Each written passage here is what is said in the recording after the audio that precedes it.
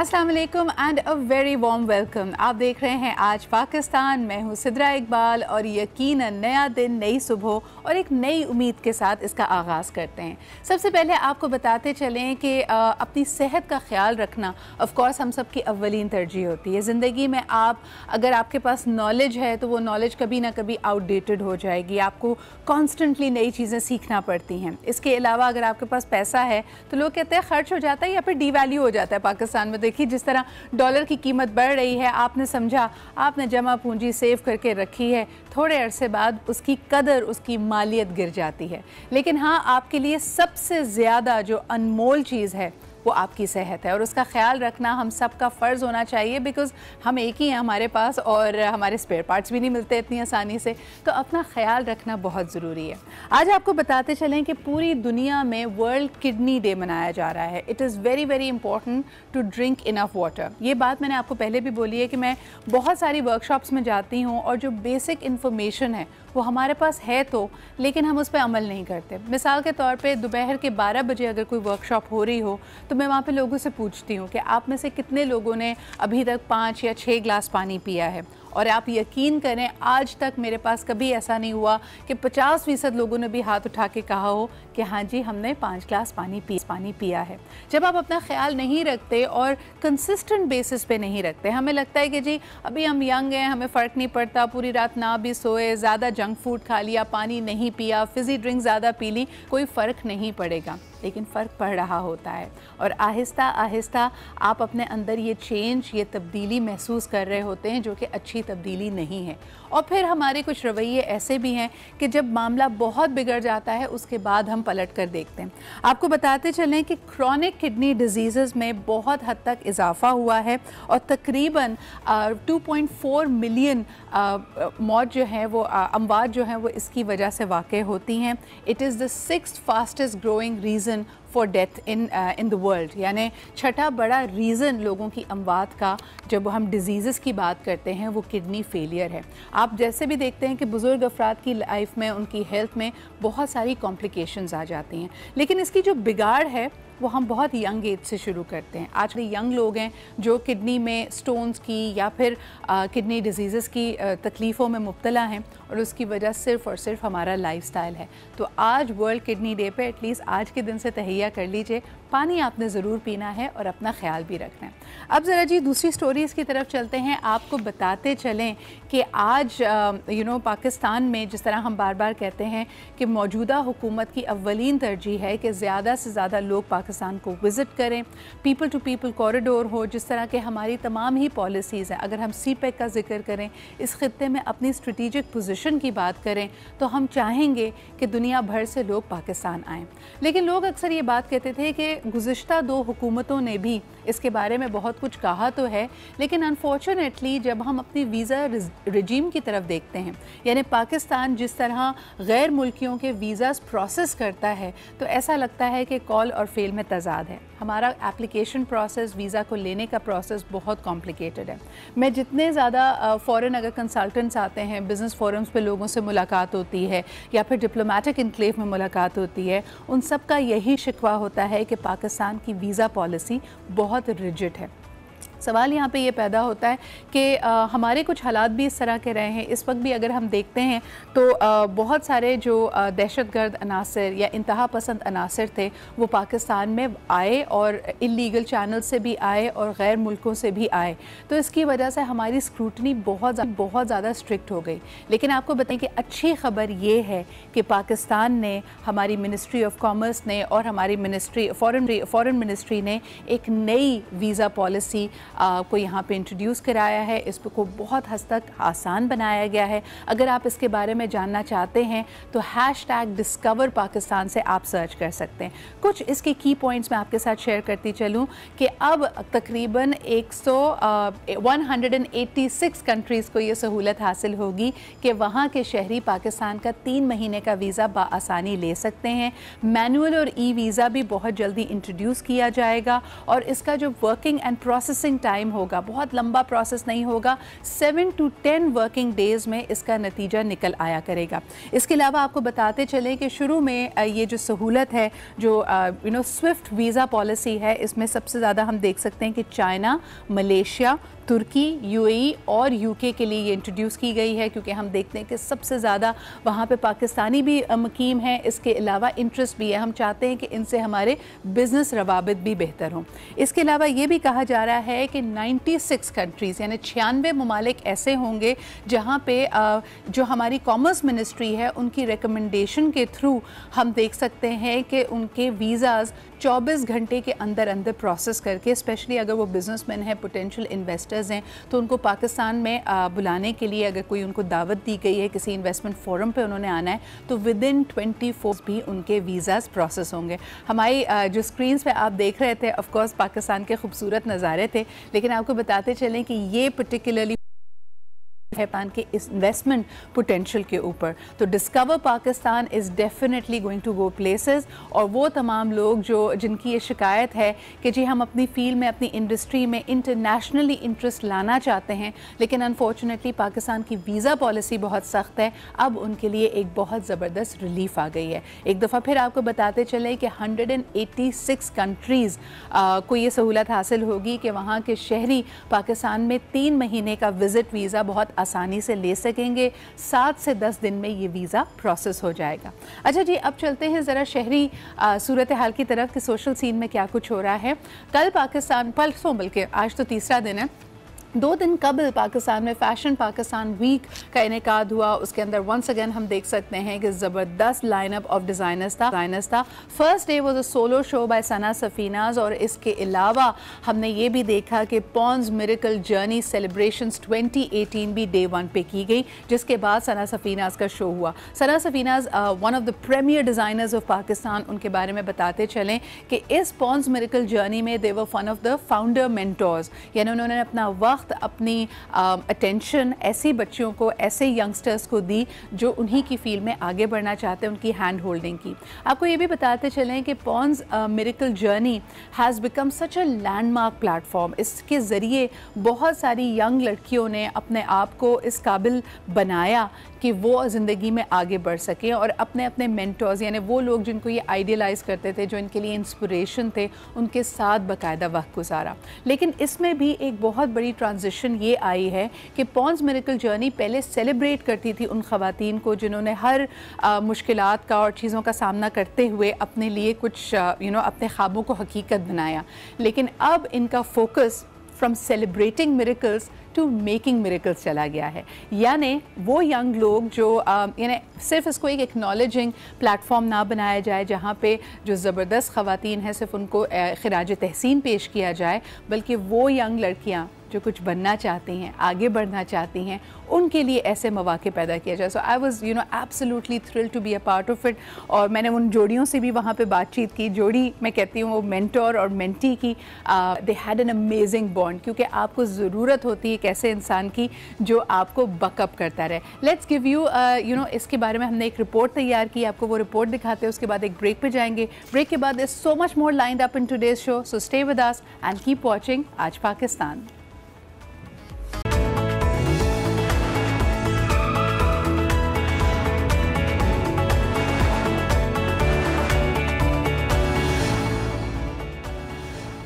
And welcome back. आप देख रहे हैं आज पाकिस्तान, और अब हमने सोचा कि ज़रा थोड़ी डिफरेंट सी बात की जाए। मुल्की हालात पे जो टॉप स्टोरीज़ हैं वो तो हम आपके सामने रखते ही हैं, लेकिन मैंने आपको पहले भी कहा था कि अगर हम ज़िंदगी को समझने का, देखने का नज़रिया थोड़ा सा ट्वीक कर लें, अगर हर चीज़ को एनर्जी और वाइब्रेशन के तौर पर देखना शुरू कर दें, और ये मैंने नहीं कहा, ये अल्बर्ट आइंस्टाइन ने भी कहा था कि आपका पूरा the way you look at the world, जो आपका लाइफ एक्सपीरियंस है वही बदल जाएगा। आप विक्टिमहुड से निकल आएंगे। कई दफ़ा आपको ये एहसास होगा कि आपके सामने जो तकलीफ़ें, जो चैलेंजेस आते हैं वो बेसिकली टेस्ट हैं आपके सोल के लिए, आपकी अपनी स्पिरिचुअल ग्रोथ के लिए। और अगर आप उस विक्टिमहुड से, उस पेन से अपने आप को आहिस्ता आहिस्ता डिटैच करें, तो फिर आप अपने आप को एक बिल्कुल ही रिजुविनेटेड, एक नया इंसान, एक बहुत ही ज़्यादा ताकतवर, एक बहुत ही ज़्यादा इम्पॉर्टेंट पर्सनालिटी के तौर पर देखेंगे, जो कुछ भी कर सकता है ज़िंदगी में, कुछ भी पा सकता है। आधी से ज़्यादा ये जो कदगन होती है ना, वो हमने अपने जहनों पे खुद लगाई हुई है। इसी बारे में मज़ीद बात करते हैं। आज हमारे साथ मौजूद हैं Kahkashan Syed. She is a life coach, she is a light worker and she is an energy healer, और इनकी एक्सपर्टीज़ रेकी में है। It's a brilliant it's a pleasure to have her here. अस्सलाम वालेकुम कहकशां। वालेकुम सलाम। क्या हाल चाल है आपके? I am very well. अच्छा, हम ऑफलाइन बात कर रहे थे तो कहकशां ने कहा कि पाकिस्तान भर में हम समझते हैं कि तकरीबन 3 से 4 लाख मुख्तलिफ रेकी हीलर्स भी मौजूद हैं। अब इन्होंने एक माशाल्लाह एसोसिएशन भी बना ली है, जिसके तरीके जो मेरे ख्याल में होनी भी चाहिए, बिकॉज आपकी क्रेडिबिलिटी उससे और इन्हांस होती है। So when you read people's energy, क्योंकि आज कहकशां मुझे बताएं हर शख्स ही स्ट्रेस की, डिप्रेशन की, उदास होने की कंप्लेन कर रहा है, तो वाई इज़ इट कि हर कोई इतना लो एनर्जी में ऑपरेट कर रहा है? एक्चुअली अगर हम थोड़ा सा 2-3 सदी पहले चले जाएं तो जो इंसान का ताल्लुक़ नेचर से था वो बहुत ज़्यादा मजबूत था, और इतनी मटेरियल लाइफ इतनी ज़्यादा हम पे लागू नहीं थी, हावी नहीं थी। मतलब इवन मोबाइल को ही आप ले लीजिए कि इसका यूज़ आप देख लें कि हम हर वक्त इसके साथ अटैच रहते हैं। तो ये जो इलेक्ट्रोमैग्नेटिक क्लटर है हमारी सराउंडिंग्स में, that effects a lot to us. Material life होने की वजह से लोगों की एक्सपेक्टेशंस टुवर्ड्स मटेरियल गेन बहुत ज़्यादा हैं, और इस भाग दौड़ में दे फॉरगॉटन कि दे आर नेचुरल बीइंग।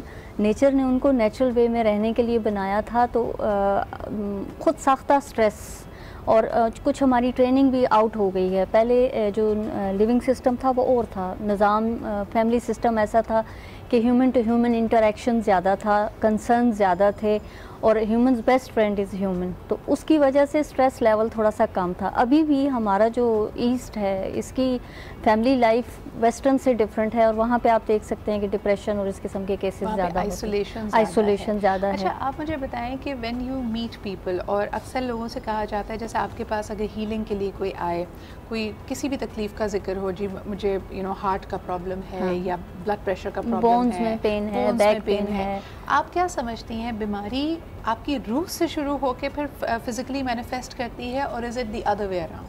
आप, मेरा ख्याल है आप खुद भी इस पर बहुत अच्छा बात कर सकती हैं। मैं जब 3 सदी पहले की बात कर रही थी तो देयर वाज अ कॉन्सेप्ट,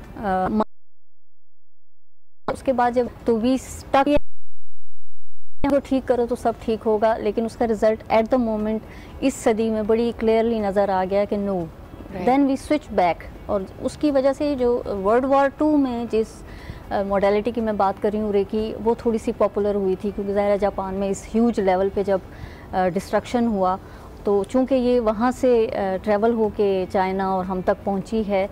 वैसे तो ये नेचुरल है, द डे ह्यूमन बीइंग और लाइफ वाज क्रिएटेड, रेकी और ये जो बायोफील्ड एनर्जी है, it was there till we are alive, हमें इसकी ज़रूरत रहती है। इवन जो मैटर, इसको देखें कि हमारा दीन भी, अगर आप रिलीजियस माइंडेड भी हैं, आपको नज़र आएगा कि हम खुद जैसे कहते हैं ना कि कुरान हकीम की अगर तिलावत की जाए तो हमें वहाँ पे सुकून का एहसास है। कुरान हकीम कहता है कि आपको अल्लाह के ज़िक्र में, और ज़िक्र क्या है, this is again vibration, sound energy, उसी में आपके दिल को सुकून मिलता है। और आज भी हम देखते हैं कि हमारे सामने कितनी मिसालें कहकशां, अब तो हॉस्पिटल्स में बाकायदा सूरह रहमान या सूरह यासीन से इलाज किया जा रहा है। So everything that you do, आपकी कोई भी हरकत और आपका कोई भी अमल, उसका एक इम्पैक्ट होता है। लेकिन हम जब हम कहते हैं कि हम फियर मेंटालिटी से काम करते हैं या हम तकलीफ़ में मुब्तला होते हैं, तो हम ब्लेम बहुत ज़्यादा करते हैं। कभी हम बीमारी को ब्लेम करते हैं, अपने हालात को ब्लेम करते हैं, किसी शख्स को ब्लेम करते हैं कि मुझे तकलीफ़ इसकी वजह से।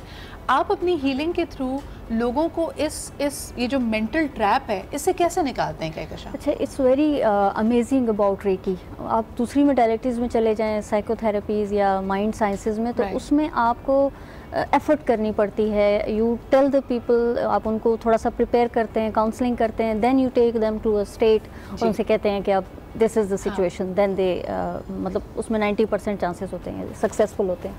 रेकी सच अ मोडालिटी जिसमें हमें कुछ कहने की ज़रूरत नहीं है। Energy speaks itself, it's always positive. इसका नेगेटिव इस्तेमाल तो हो ही नहीं सकता। If I get some day angry, तो 2-3 दिन मुझे लगते हैं वापस अपनी एनर्जी में वापस आने को।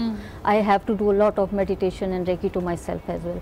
तो इसका फ़ायदा ये होता है कि अगर कोई आके हमें ये कहता है बैकबोन में पेन है, या वो कहता है हेडेक है, या वो कहता है कि मैं इमोशनली थोड़ा सा डाउन हूँ या गुस्सा है, उन सब बीमारियों का एक ही डोज है। And we just give them reiki for 20 to 40 minutes.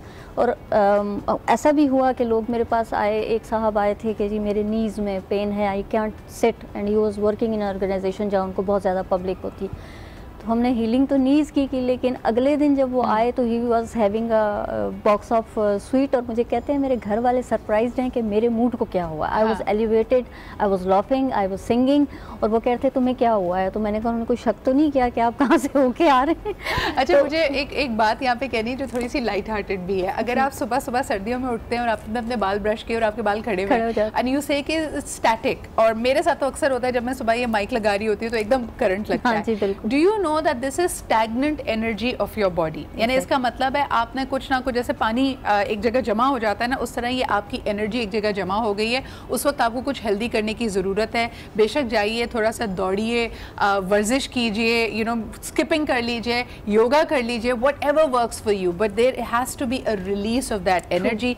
Energy एक पूरा अपने आप में सब्जेक्ट है, और मुझे पता है कि आपको आहिस्ता आहिस्ता छोटे छोटे डोजेज में ये समझाना पड़ेगा। Thank you so much Kahkashan for being here. But more importantly, जहाँ आप महसूस करें कि आप नेगेटिव फील कर रहे हैं, आपकी सोच एक धारा है, उसको एक एक जिस तरह पानी बह रहा होता है ना, बिल्कुल उस तरह सोचिए and try to divert it into something positive. ऐसा बिल्कुल नहीं होगा कि आप एक अगर बहुत उदास हैं तो अचानक से आप बहुत खुश हो जाएंगे, लेकिन उस उदासी को अपने आप को खुद सेल्फ सूद करना सीखिए। इसी के साथ लेते हैं एक छोटा सा ब्रेक के बाद वापस आएंगे। We have a fantastic guest with us, और ये अपनी फील्ड में एक पायनियर हैं। इन्होंने क्या ऐसा डिफरेंट किया है ये आपको बताएंगे एक छोटे से ब्रेक के बाद।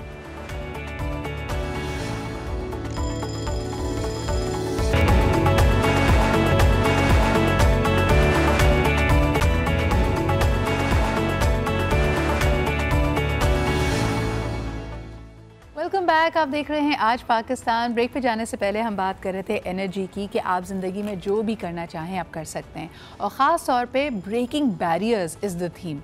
आज मेरे ख्याल में आप सब लोग जो ये प्रोग्राम देख रहे हैं उनको ये सोचना चाहिए कि हम अपनी ज़िंदगी में कोई चीज़ मुख्तलिफ कैसे कर सकते हैं, बल्कि वो चीज़ जिससे अगर डर लगता हो या ये सोचते हो कि जी लोग क्या कहेंगे, शायद मुझे ये नहीं करना चाहिए, उस वक्त ये सोचिए कि उसको करने में कितना मज़ा आएगा।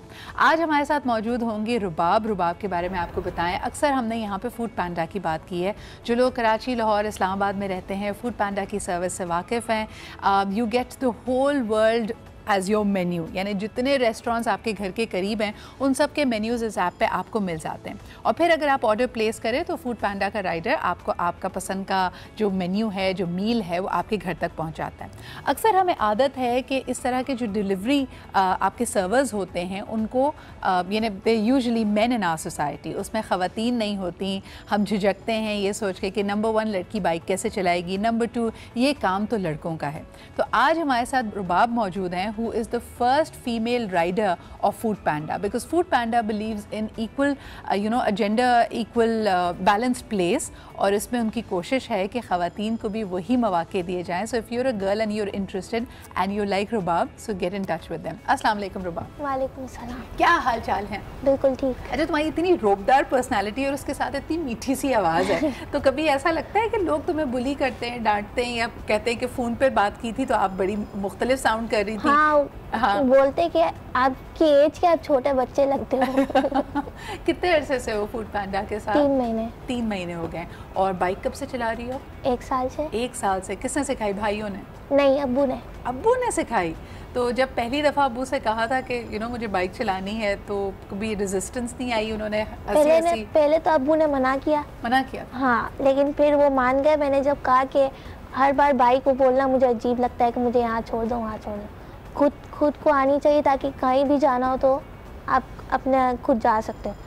फिर जो है अब्बू मान गए, उन्होंने फिर सिखाई मुझे। अच्छा रुबाब, कन्विंस करना पड़ा था फूड पैंडा वालों को कि मुझे ले लें या मुझे ये काम करने दें डिलीवरी का, या वो बड़े फोर्थ कमिंग थे, उन्होंने कहा नहीं we love to have you that? नहीं, एक्चुअली मैंने जब रजिस्टर किया तो फ़ौरन उसी दिन मुझे कॉल आ गई थी कि आप ज्वाइन कर लें, तो मुझे फोर्स नहीं करना पड़ा किसी को भी। ठीक है। और जिस तरह 9 to 5 आवर्स होते हैं, अगर आप कभी फूड पैंडा में कराची में कुछ ऑर्डर करें और रुबाब आपके डोर स्टेप पे पहुँचें तो बिल्कुल भी शॉक मत होइएगा। लेकिन रुबाब, ऐसे रिएक्शंस तो मिले होंगे ना, पहले लोग चौंक जाते होंगे? हाँ, वो शॉक्ड होते हैं, बट फिर जो है वो खुश भी होते हैं, अप्रिशिएट भी करते हैं, तो वो चीज़ मुझे अच्छी लगती है, मोटिवेशन मिलती है। सही कि अब मुझे और करना सबसे ज़्यादा चौंकने वाला या सबसे ज़्यादा सरप्राइज्ड रिएक्शन किसका था? और किसी ने कुछ बहुत डिफरेंट सा तुम्हें कुछ कहा और रिएक्ट करते हुए, अरे ये तो लड़की है? हाँ, कहा था। और फिर उन्होंने ये भी कहा कि ना आप बहुत अच्छा काम कर रहे हो, और है ना मैं चाह रही हूँ कि और भी लोग जो है लड़कियाँ जो है इस फील्ड में आए। तो वो चीज़ मुझे अच्छी लगी कि आंटी काफ़ी पॉजिटिव थी। अच्छा, और इम्पॉर्टेंट चीज़ ये होती है कि अक्सर हमने अपने जहन में जब बांटा हुआ होता है कि ये काम लड़की कर सकते हैं, हम नहीं कर सकते, फॉर वट एवर रीज़न। अगर आप मजबूरी के तहत या अपनी लाइवलीहुड के लिए भी अगर बाहर निकल रहे हैं तो हम कई कामों से कतराते हैं, हालांकि वो डिग्निफाइड प्रोफेशंस हैं। एक ज़माना था, अगर आप फास्ट फूड चेन्स देखें, वहाँ पे भी आपको ख़वातीन सर्वर्स नज़र नहीं आती थी। So now women are coming in every field, और आई थिंक ये और लड़कियों को ना सिर्फ हौसला देगा बल्कि तहफ़्फ़ुज़ का एहसास भी होगा। रबाब, वर्किंग एनवायरनमेंट के बारे में बताओ। फूड पैंडा, जिस तरह के तुम्हारा काम ये है कि तुम रेस्टोरेंट से जाके पहले मील कलेक्ट करती हो, उनका क्या रिएक्शन होता है? वो कभी कभी तो वो हंसते भी हैं, लेकिन फिर जो है ज़ाहिर है उनका काम है, तो वो फिर फूड देते हैं और फिर कहते हैं थैंक यू मैम, तो अच्छा लगता है। अच्छा लगता है। कभी ऐसा हुआ कि जिस तरह हम कहते हैं कि आप किसी के रिएक्शन से, या पहले शुरू में कभी कभी होता है ना कि इंसान वीक फील करता है, कभी किसी पॉइंट पे तुम्हें ऐसा लगा हो कि यार I need to be a stronger person? जैसे ख़वातीन या लड़कियां कभी भी किसी भी फील्ड में निकलती हैं जहां उनकी इंटरपर्सनल, उन्होंने ज़्यादा लोगों से इंटरेक्ट करना होता है, तो अपने ऊपर एक स्ट्रेंथ का, एतमाद का, कॉन्फिडेंस का खोल चढ़ाना पड़ता है। इन्हें अंदर से दिल धक धक कर रहा होता है, लेकिन सामने से अपने आप को बड़ा स्ट्रॉन्ग दिखाया होता है। तुम्हें ऐसा करना पड़ा? नहीं, मुझे नहीं करना पड़ा। तुम अंदर से ही स्ट्रॉन्ग हो। हाँ। और ये कॉन्फिडेंस तुम में कैसे आया? पता नहीं।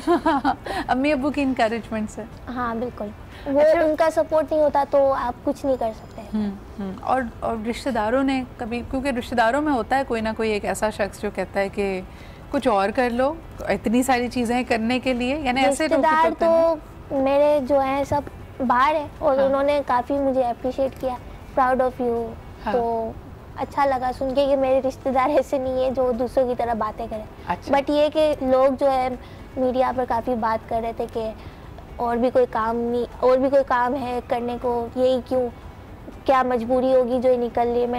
मैंने रिप्लाई किया उनको कि मेरी मजबूरी नहीं है, मेरा शौक़ है कि मैं कुछ अलग करूं। लेकिन उनका फिर भी नेगेटिव ही रहने वाले। ये जो नेगेटिव फीडबैक था, ये ज़्यादा तुम्हें सोशल मीडिया पे आया? हाँ, इंस्टाग्राम पे आया, जैसी तस्वीरें। अच्छा, मैं अक्सर लोगों को ये बताना चाहती हूँ कि जब आप इंस्टाग्राम पे किसी पे तनकीद करते हैं कि तो आपके सामने तो वो शख्स नहीं होता, आपने कीबोर्ड पे कुछ भी लिख दिया, और ठीक है अगला शख्स भी रुबाब की तरह हो, बड़ा स्ट्रॉन्ग भी हो, कॉन्फिडेंट भी हो, लेकिन बातें और ये अल्फाज चुपते ज़रूर हैं, तो तकलीफ़ हुई थी थोड़ी सी? हाँ, काफ़ी हुई थी। कुछ बोले थे ये गर्ल ही है कि नहीं बॉय लगता है, काफ़ी उनके कमेंट्स है नेगेटिव। बट मुझे फ़र्क नहीं पड़ता है लोगों से, क्योंकि मुझे जो करना है वो मुझे करना है। हाँ। तो वो जो भी बोल रहे उनकी आदत है, वो उनका अपना फेल है। बिल्कुल। आई थिंक कि जब आप मेहनत के साथ कोई भी प्रोफेशन अपनाएं, और अगर आपकी पूरी दयानतदारी, आपकी नीयत साफ आपके साथ है, तो आपको मेहनत करने में कभी आर महसूस नहीं करनी चाहिए। It's a very dignified profession, and more importantly आपका अपना जो अपनी सिमत का तयन करना, वो ख़ुद आपकी ज़िम्मेदारी है। किस तरह आप चीज़ों को लेकर चलना चाहती हैं। You're a young person, you want to explore life, आपको राइडिंग का शौक़ है, उससे एक रेलिवेंट आपको फील मिली, you're the first one to do it and we wanted to encourage you for that. Thank you so much Rubab for being here. और चलते चलते ये पूछना चाहूँगी कि तुम इतनी तरह के खाने और मील्स लोगों को डिलीवर करती हो, तुम्हारा अपना फेवरेट क्यूजीन क्या है? मैकडॉनल्ड्स। तो मैं खुद मैकडॉनल्ड्स बहुत पसंद है। लो भाई, मैकडॉनल्ड्स की फ्री पब्लिसिटी हो गई है। चलो अब इसी के साथ ही ना हम ब्रेक ले बाद वापस आएंगे। It's going to be time for the big discussion, और ये टॉपिक क्या है ये मैं आपको ट्विटर पे बताती हूँ। So follow me on @SidraIqbal on Twitter, और फिर just right after this short break we'll be back with the big discussion. Stay with us and keep watching Aaj Pakistan.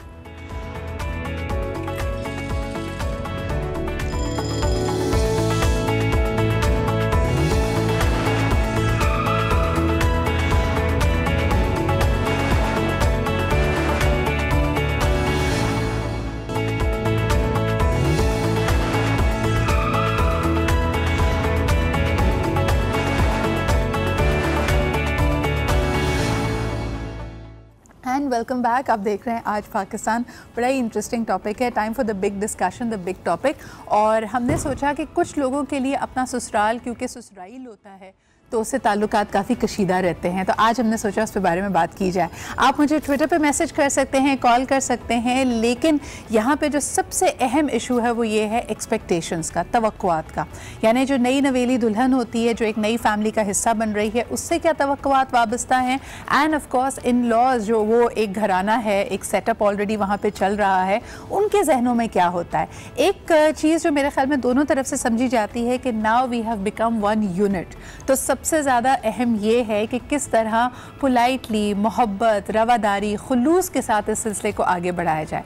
लेकिन अगर इसमें कॉन्फ्लिक्ट्स आते हैं तो वो कॉन्फ्लिक्ट्स क्यों आते हैं और उनको कैसे अवॉइड किया जा सकता है। सबसे पहले लोगों के तासुरात, लेट्स फाइंड आउट। हमने ये सवाल जब लोगों से किया कि जी कहाँ पे मिसमैच होती हैं ये तवक्कुआत, क्यों होते हैं ये शुरू के लड़ाई झगड़े जो आहिस्ता आहिस्ता सेटल होते हैं, लेकिन where do the personalities actually clash and conflict. So let's find out कि लोगों ने हमें क्या कहा।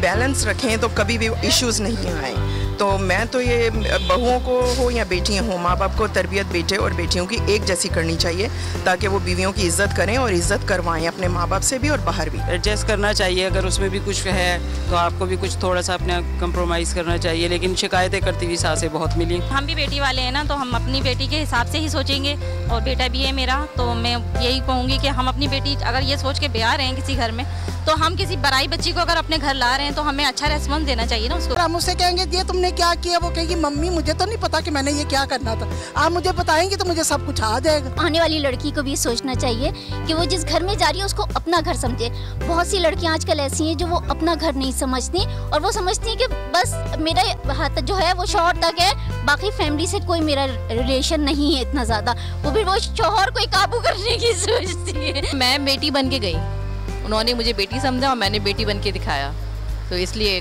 कोई वो मसला नहीं हुआ। दोनों ट्रेन की दो पटरियों की तरह साथ साथ चलते हैं, जिंदगी भर का साथ है, कंफर्ट लेवल पे ही चलना चाहिए। जाहिर है मैंने कुछ भी नहीं कहा, बीवी अक्लमंद थी, खुद सीखती चली गई, क्या करना चाहिए उसको, इसलिए अभी तक चल रही है, 25 साल हो गए।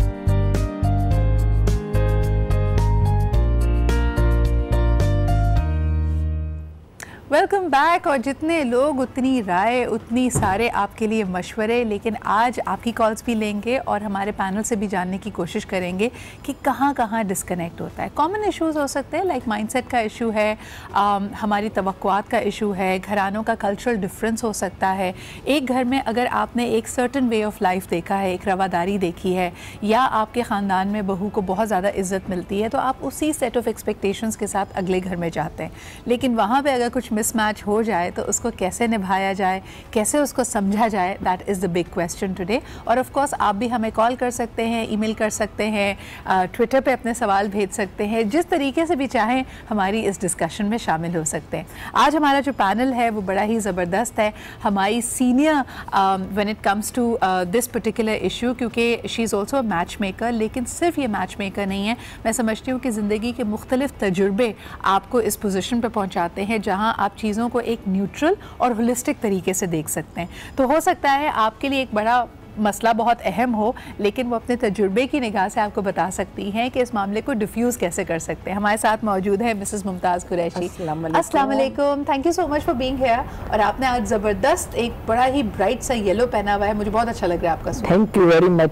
अच्छा, मैं आपकी तरफ से अपने तमाम जितने भी सुनने वाले हैं, देखने वाले हैं, उनको अस्सलाम वालेकुम व रहमतुल्लाह। और सबकी तरफ से मैं आपको कहती हूँ वालेकुम अस्सलाम। अच्छा जी, हमारे साथ अब इसी पैनल में मौजूद हैं Alina Sheikh. You know her, you have seen her on TV, लेकिन इनके बारे में कई ऐसी चीज़ें जो शायद आप नहीं जानते। उन्होंने अपने करियर का आगाज़ लाहौर से किया और उसके ज़बरदस्त इंसाइट्स होंगी। Welcome to the show Alina, क्या हाल चाल है? सो मच सिद्रा, अल्हम्दुलिल्लाह बिल्कुल ठीक। लुकिंग माशाल्लाह very smart in black. Thank you so much. Black is my favourite colour. हाँ, सो मॉर्निंग या नाइट हो, ब्लैक इज ऑलवेज इन। यार मुझे तो सबसे ज़्यादा अच्छा ये लगता है, इंसान थोड़ा दुबला और स्मार्ट लगता है। आपको तो इसकी ज़रूरत नहीं है, लेकिन हम काफ़ी छुपा जाते हैं ब्लैक में, इसलिए that's a great colour to have. But Alina, starting on the subject with you, क्या लगता है as a young person when you were getting married, जहन में कहीं ये बात थी कि मैं किस तरह, you know, I have a great career, मेरी फ़ैन फॉलोइंग है, I am a public figure, this is something I love doing, जिंदगी का एक पॉइंट आया where you were like, you know, it's a crossroad. Did you have to choose between the two? Sidra, बहुत on point है आपका question. एक चीज़ लेकिन मैं ऐड करूँगी आपके इंट्रो में। आपने कहा कि जॉब 6, 8, 12 आवर्स। एक्चुअली मेरी जॉब स्पेसिफिकेशन, मेरी जॉब डिस्क्रिप्शन में आवर बाउंड कुछ भी नहीं है। Absolutely. As a journalist I have to be there, I have to stay in touch with everything that's happening 24 घंटे। और कभी भी ब्रेकिंग न्यूज़ आती है, मैराथन्स आ सकते हैं, so it's almost like having an emergency, like a doctor. Exactly. अभी जैसे पिछले दिनों बहुत ज़्यादा हम पे बर्डन पड़ा हुआ था जब पाकिस्तान भारत की थोड़ी सी टेंशन थी आपस में। मैं सुबह 10 बजे इन होती थी और शाम को 9 बजे तक बैठी होती थी। सो उसमें मुझे नहीं पता मुझे कब उठना है, मेरी कोई स्पेसिफाइड शिफ्ट नहीं थी। इसी तरह से फिर आपको पढ़ना होता है, घर जाके रिसर्च करनी होती चीज़ों पे, तो दैट गेट्स डिफ़िकल्ट।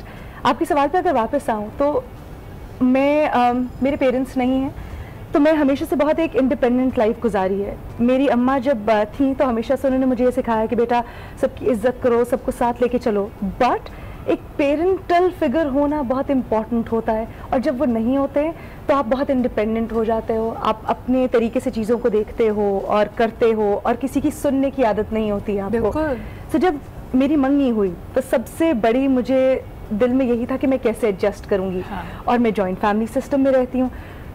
ऑल्दो मेरी फैमिली में ही मेरी शादी हुई, लेकिन कैसे एकदम रिश्ते बदल जाते हैं ना। पहले अगर आपकी कोई आंटी है, now she is your mother in law, so it's a whole different you know perspective. अगर पेरेंट्स इन लॉ की बात ना भी करें तो आपका हस्बैंड, यू नेवर नो कि उसकी नेचर क्या होती है। You can know the person आपकी पूरी जिंदगी, लेकिन जब आप उसके साथ रिलेशनशिप में आते हैं तो वो एक बिल्कुल, मैंने ये अपने एक्सपीरियंस से जज किया कि बिल्कुल एक मुख्तलिफ पर्सन होता है। मैं अपने हस्बैंड को we were friends for almost our entire lives, लेकिन जब वो हस्बैंड के रूप में आया तो बिल्कुल फ़र्क था। तो मेरे लिए एक बहुत बड़ा चैलेंज था। लेकिन जब मैं शादीशुदा हुई और जब मैंने शादी की और इस रिश्ते में आई, तो मुझे एहसास हुआ कि आई थिंक अगर आप अपनी नीयत साफ करके हर चीज़ अच्छे तरीके से, सबके साथ अच्छे तरीके से रहते हो, तो थिंग्स आपके लिए आसान हो जाती है। अच्छा मिसेस कुरैशी, आपके पास आना चाहूँगी। जैसे अलीना ने कहा कि उनकी जॉब इतनी, इनका प्रोफेशन इतना डिमांडिंग है, ये सवाल बार बार आता है लोगों का।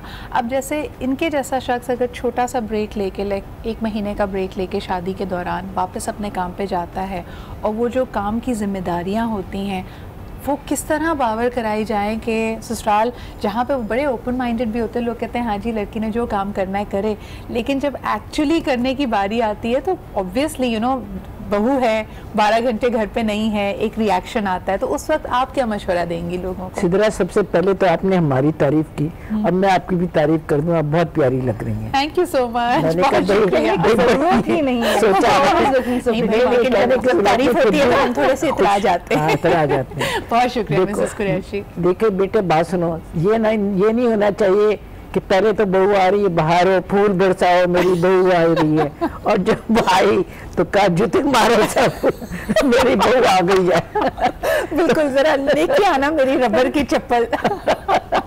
नहीं, आजकल वैसे मैंने चीज देखी है कि आजकल सासें काफी स्पेस देती है। बिल्कुल, पहले नहीं देती थी, पहले एक्सपेक्टेशन ज्यादा थी।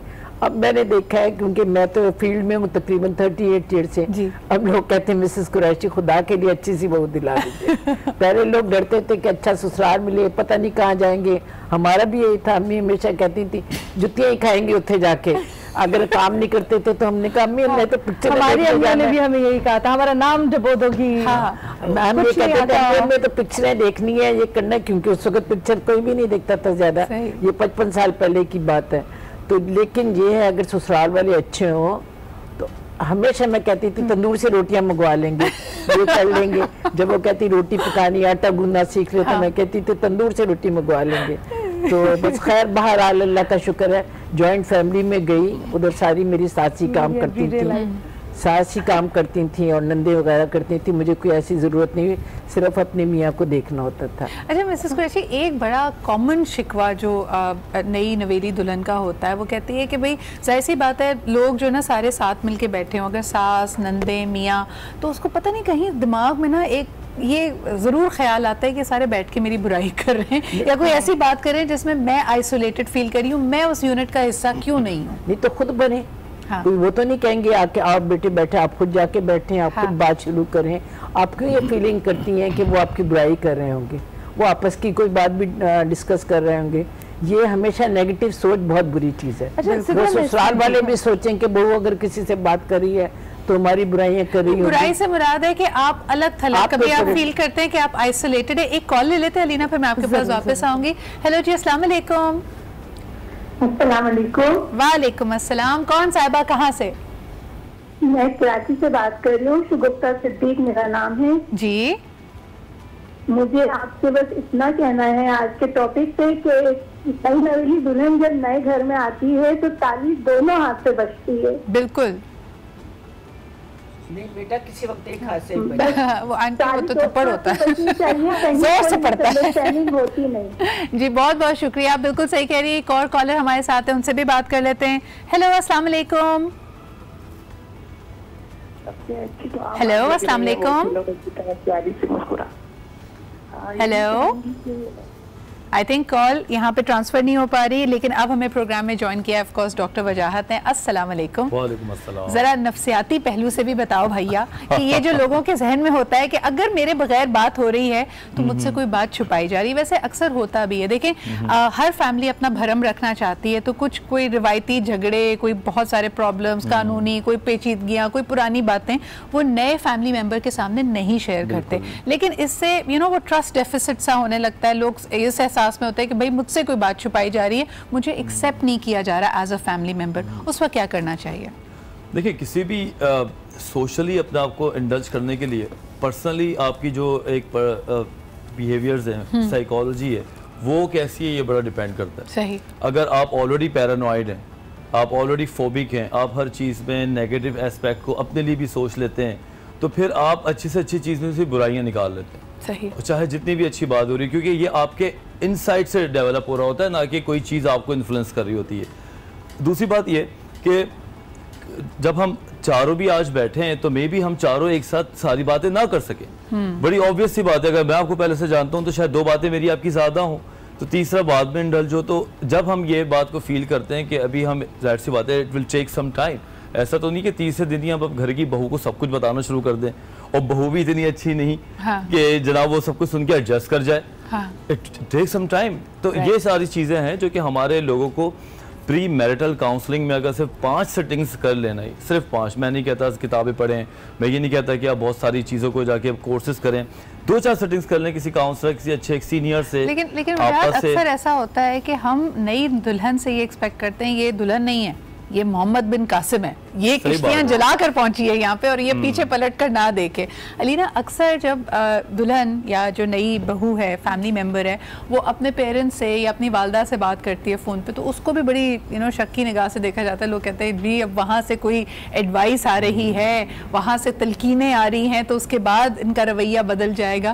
Why do we have that fear? I think ये कल्चरल हमारी इतनी ज़्यादा उसमें हो गया है।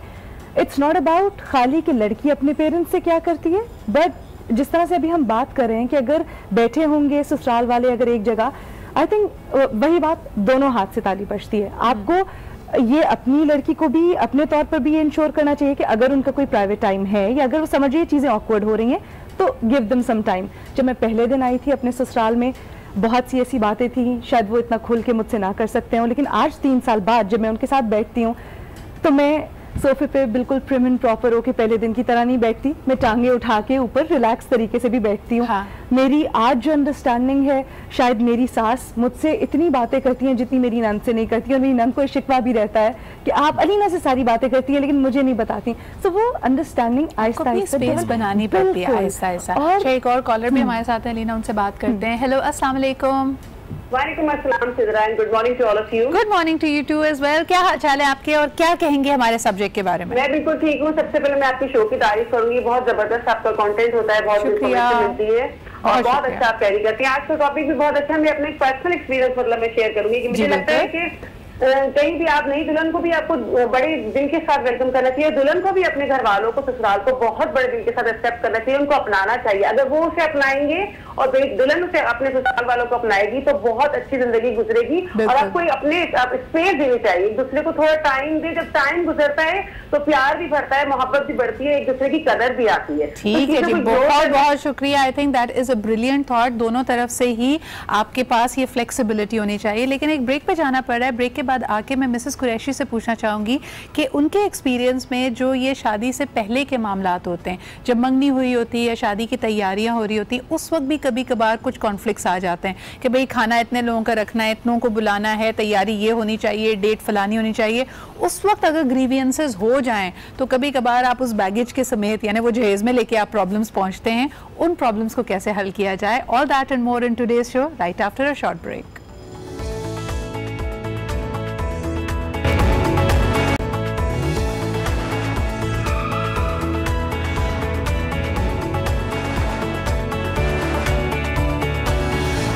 रिश्तेदार आए तो बहुत कुछ ले आए। And welcome back. ऑफलाइन गुफ्तगू बड़ी ही मज़ेदार है, आपकी कॉल्स भी हम ले रहे हैं जी। यहाँ पे बात करना चाहेंगे, जो ब्रेक से पहले बात हो रही थी कि कभी कभार शादी से पहले ही थोड़े रिवायती से झगड़े नोक-झोंक हो चुकी होती है, जिसका माल मलीदा बैगेज लेके दुल्हन पहुँचती है नए घर, तो उसने पुराना स्कोर भी सेटल करना होता है। फिर दूसरी बात ये कि हम शुरू के अरसे में अक्सर जगह पर ये ज़रूर सुनते हैं कि हमारे यहाँ ऐसा होता है, हमारे यहाँ ऐसा नहीं होता। मिसाल के तौर पर अगर हाँ ये ना दिल के तार छेड़ दिए मैंने वजाहत, क्योंकि अब किसी के घर जाना है तो हमारे यहाँ एक्सपेक्ट किया जाता है कि ये लेके जाओ, हमारे यहाँ दाल ऐसे नहीं बनती, हमारे यहाँ टीवी इतनी देर नहीं देखा जाता। तो ये जो हमारे यहाँ है ये मिलते कैसे हैं? हमारे यहाँ सालन होता है, उनके यहाँ शोरबे वाला क्यों होता है?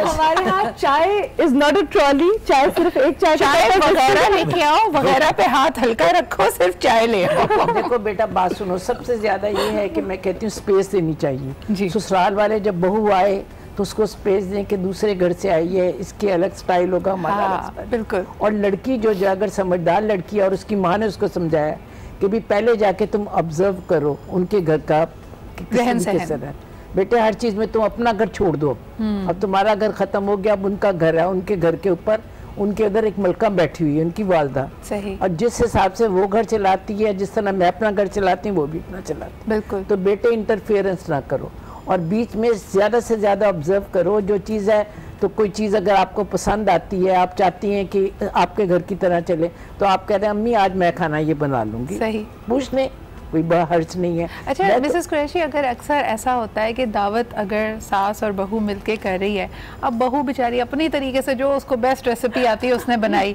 खाने की मेज़ पे मजा शामत आ जाती है अगर उसकी तारीफ हो जाए, सास नाराज कि भाई मैं तो इतने अरसे से पका रही थी, सारे मेरे शामी कबाब के गिरविदा थे, आज सारे ये कि उसकी तारीफ कर रहे हैं। तो बेवकूफ़ाना बात है, अगर कर दी साहब बहू की तारीफ तो आपको खुश होना चाहिए कि जी मेरी बहू की तारीफ हो रही ना, आपकी लेकिन बर्दाश्त नहीं करती। नहीं, बिल्कुल बर्दाश्त एक्सप्लेन कर सकते हैं जी, it's a matter of psychology. But ये इस चीज़ से मैं गुजरी हुई हूँ, इसलिए मैं यहाँ समझती हूँ कि हम लड़की को दो हिस्सों में क्यों डिवाइड कर देते हैं।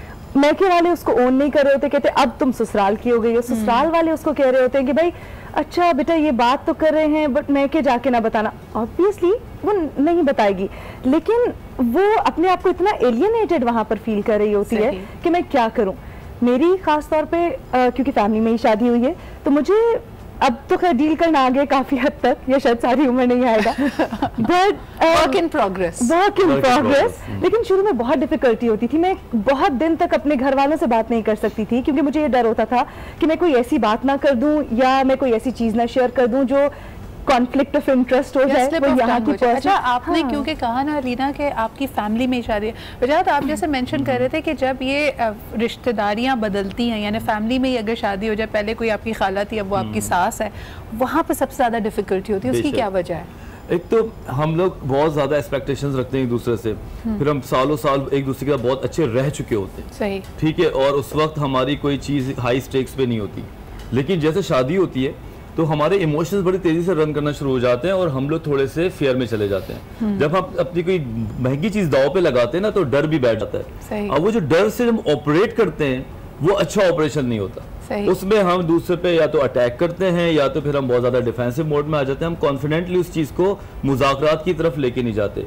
जब आप बहुत ही महंगी चीज़ घर में बेशक बेटी या बेटा घर का सबसे हाई स्टेक होल्डर होता है, तो जब वो सामने वाले के पास चला जाता है तो हम लोग क्या करते हैं, सबसे जो की पॉइंट है, इमोशनली हम जो है ना वो जाहिल हो जाते हैं। सॉरी टू से पॉसेसिवनेस आ जाती है कि ये तो मेरा था, ये चीज़ कैसे हो गई। जो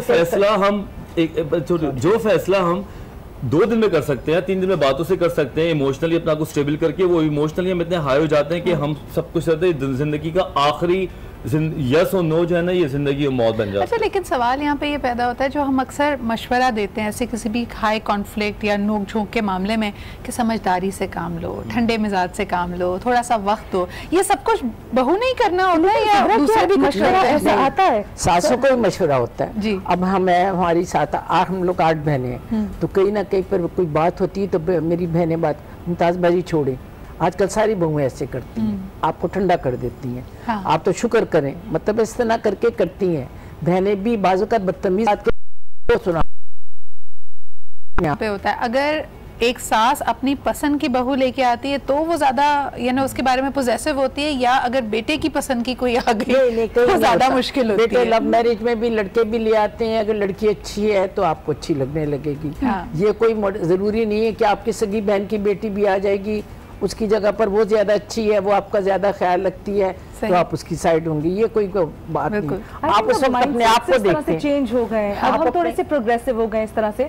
सॉरी, मैं आपको कट ऑफ कर रही हूँ, लेकिन एक पॉइंट जो मैं यहाँ पर ऐड करना चाहूंगी, अक्सर ये होता है कि जब लड़कियां, मैंने अपनी फ्रेंड्स में भी बहुत बात नोटिस की है कि जब लड़कियां अपने घर वालों को बताती हैं या सास वेंट करती है, पर्पस सिर्फ ये होता है कि लड़की या सास या जो भी इंसान है वो वेंट कर रहा होता है, वो अपनी दिल की भड़ास निकाल रहा होता है, लेकिन जो अगला मशवरा देने वाला होता है उसको उसका मशवरा उसका डिसाइडिंग पॉइंट होता है। अगर तो आपको, क्योंकि वो वन साइडेड स्टोरी सुन रहा होता है, और अगर आपके घर वाले कहते तुम जाके वापस उसको कहना, अपनी नंद को, अपनी सास को, या क्यों डोरमैट बनी हुई हो, सुन रही हो, उसको जाके क्या समझती है उसको, तो वो आपका शेप हो जाता है। गुस्से में कोई भी इंसान, मैं भी अगर वेंट कर रही हूँ तो मुझे मशवरा भी वही चाहिए जो मैं सुनना चाहती हूँ। कोई और अकल का मशवरा उस वक्त मुझे ना दे तो बेहतर होगा। लेकिन बाद में आप जब जाके सोचेंगे तो आपको यकीनन रियलाइज होगा कि हाँ मैंने शायद गलत किया। उसका कोई हाँ में हाँ मिलाने वाला चाहिए, वैलिडेशन चाहिए। बहुत अच्छा पॉइंट है। साइकोलॉजी या हम लोग जब डॉक्टर होते हैं किसी भी फील्ड में, तो सबसे पहले हम करते क्या है, हम पेशेंट की सुनते हैं, जजमेंट नहीं देते, नहीं करते। क्यों? सबसे अच्छा डॉक्टर वो होता है जो कहता है यार टाइम दिया था इसने, बहुत अच्छा टाइम दिया था, हालांकि दवाई वो भी बहुत अच्छी देता है जो टाइम नहीं देता, वो भी समझ जाता है, डायग्नोसिस उसकी बड़ी आला होती है। पहले वेंट आउट करने देना चाहिए। कॉलर हमारे साथ है, उनसे बात करते हैं। हेलो जी, अस्सलाम वालेकुम। वालेकुम सलाम जी, कौन साहब और कहाँ से बात कर रहे हैं? जी, आबिद रजा बात कर रहा हूँ सीधा जी। क्या ये मैं बहैसियत ससुर के 1-2 बातें करना चाह रहा था आपके प्रोग्राम के हवाले से। जी बिल्कुल सर, बताइए। एक तो बहुत अच्छा प्रोग्राम चल रहा है और वजाहत साहब ने जो बातें कही बिल्कुल सही है। एक खास बात यह है कि मैं बहैसियत ससुर के आपको बताऊँ कि हमारा जो रवैया है खासतौर पर बूढ़ों का, वो बच्चों के साथ पता नहीं क्यों हमेशा डांटने वाला सा लगता है, चीख के बात करते हैं। सही भाई, एक बच्ची नई आई है मेरे घर में शादी होके, उसकी उम्र 20 साल से ज्यादा ही है एट एन एवरेज, ठीक है, मैच्योर है, पढ़ी लिखी है, मास्टर्स किया हुआ है, समटाइम जॉब भी कर रही है वो। जी जी। तो उनसे बात करने का तरीका ससुराल वालों का सबका बहुत सॉफ्ट होना चाहिए, उसको समझाना चाहिए बजाय डांटने के। सर वैसे एक बात कहूंगी, जितना हम पॉपुलर स्टोरीज से देखते हैं ना, उसमें सबसे मेरा favourite character father in law का होता है, क्योंकि वो होते ही बेचारे बड़े सॉफ्ट हैं। लेकिन आपसे पूछना चाहूंगी कि जो हम अपने ड्रामों में देखते हैं, सास का कैरेक्टर बहुत वोकल, बहू अगर उसको बर्दाश्त कर रही है तो चुप है, वरना वो भी वोकल, बीच में जो पिस रहा है वो बेचारा हस्बैंड है या बेटा है वो भी। फादर इन लॉ का इस पूरे सिनेरियो में रोल क्या होता है? आप ये ना एक सालिस का किरदार अदा कर रहे होते हैं या आप सिर्फ ऑब्जर्व कर रहे होते हैं? आप क्या कहेंगे? जी नहीं, मैं बेसिकली एक अथॉरिटी कंट्रोलर का किरदार अदा करता हूँ जबरदस्त। और मैं अपनी बेगम को रोकता हूँ उन बातों से जो दूसरों के और उनके अपने लिए भी परेशानी का बायस है। बिल्कुल, मैं रोकता हूँ अपनी बेटे को उन बातों से जिसमें मुझे दाखिल नहीं होना है। मैं कहता हूँ भाई तुम ये बातें मुझसे नहीं पूछो, ये तुम्हारा और तुम्हारी बेगम का मामला है, इसको तुम खुद सॉल्व करोगे, और अपनी बीवी को पूरा हक दो कि जो कुछ उसके दिल में है वो कहे। बिल्कुल। अगर उसे मुझसे कुछ अथॉरिटी चाहिए तो I am ready to give him the authority. This is brilliant sir, thank you so much. और आई होप कि आपकी ये बात दूर दूर तक पहुंचे और सबको ऐसे ही फादर इन लॉ मिले। बहुत शुक्रिया कॉल करने का। एक छोटा सा ब्रेक लेते, विल बी राइट बैक। इसी बात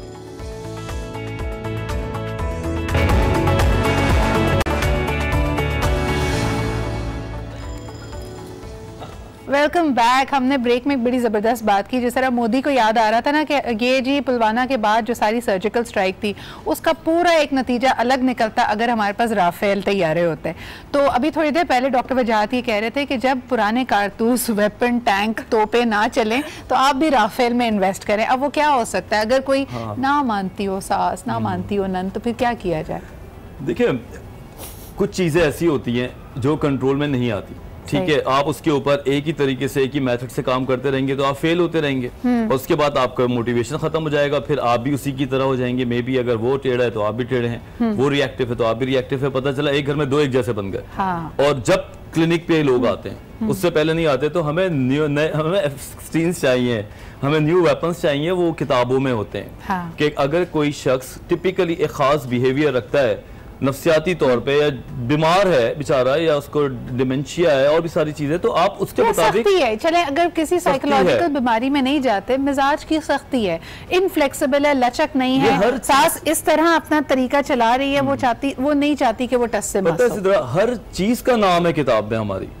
जो भी रवैया आप दिखाते हैं ना, वो सब डिस्क्राइब हुआ है। लेकिन वजाहत एक प्रॉब्लम ये भी है कि हम डॉक्टर्स के पास जाना है कितना बड़ा टैबू है। हम बाकी सब तो दूर की बात अगर कह दें कि तो तभी तो आम फहम बना रहे हैं यहाँ पे। बताओ ना मामा, आप प्लीज मेरे साथ चले साइकियाट्रिस्ट के पास, वो तो एक पहाड़ खड़ा हो जाएगा। देखो, मैं इसको सबसे बड़ी चीज, हम यहाँ पे ये नहीं कह रहे कि किसी अगर इंसान की मिजाज में लचक ना हो तो वो जरूरी किसी नफ्सियाती बीमारी का शिकार है।